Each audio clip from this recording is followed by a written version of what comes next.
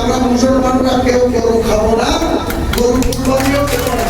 গোটা বাংলাকে গরু জবাই করা বন্ধ করে দেন, আমাদের কোনো আপত্তি নাই, কিন্তু এবারে কুরবানিটা করতে দিতে হবে। তারপরে আমরাই নিজেরা ঘোষণা করে দেবো। মানুষ আর করছে না, এই ববি হাকিমদের উপরে ভরসা করছে না, তৃণমূলের 36টা এমএলএ দিতে তাদের উপরে আরো ভরসা নেই। একমাত্র হুমায়ুন কবির মুখ খুলছে, তাই হুমায়ুন কবিরের কাছে তারা বলছে।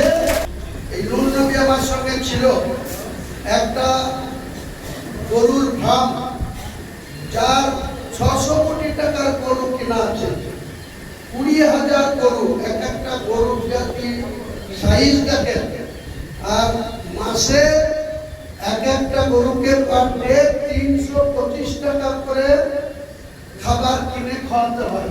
80 লাখ টাকা মাসে সে গরুকে খাবার কিনে দেয়। তার সেই গরুকে গোটা কলকাতার পুলিশ ঘিরে দিয়েছে, তার সেই কয়েকশো বিঘি জায়গায় যেখানে গরু আছে, একটা গরুকে মুভমেন্ট করতে দিচ্ছে। কালকে দুপুরবেলায় আমার সঙ্গে একসাথে লাঞ্চ করার পর আমার কাছে সন্ধ্যাবেলায় এসেছিল। আমি রাজ্যের উচ্চপদস্থ পুলিশ প্রশাসন, সিভিল প্রশাসনের সাথে কথা বলেছি।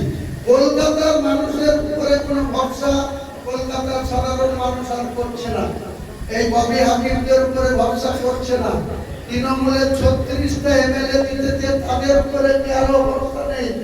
একমাত্র হুমায়ুন কবির মুখ খুলছে, তাই হুমায়ুন কবিরের কাছে তারা বলছে আমাদের রক্ষা করতে হবে।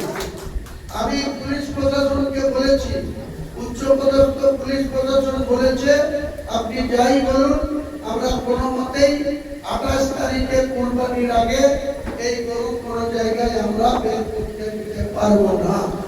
তো 1950 সালের যে আইন, যেখানে গরু কাটা নিষিদ্ধ, গরু জবাই করা নিষিদ্ধ, সেই আইনটা কখনো কখনো কড়াভাবে এখানে প্রয়োগ করার চেষ্টা হচ্ছে, সবটাই পেরে উঠবে না।